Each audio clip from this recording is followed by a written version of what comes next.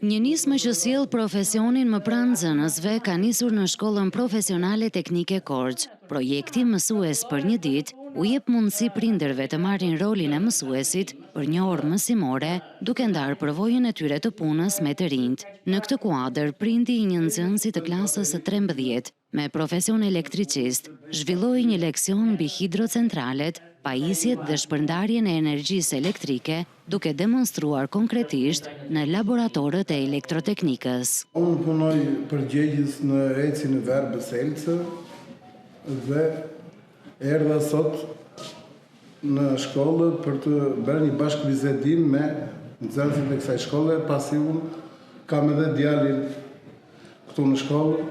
Drejtoresha e shkollës, Angela Taho, u shpreh se nisma synon të forcojë lidhjen mes shkollës dhe familjes. Kjo është një nismë që do të vazhdojë, prindër të tjerë do t'i bashkohen kësaj nisme për të folur në një pjesë të klasave ku fëmijët e tyre janë, për të ndarë çdo element të rëndësishëm të profesionit. E kemi nisur këtë nismë fillimisht me profesionet që lidhen me drejtimet që ofron shkolla, por do dalim edhe më tej, për të trajtuar edhe profesionet e tjera ashtu siç meritojnë të trajtohen dhe për të treguar rëndësinë e profesionit në përgjithësi.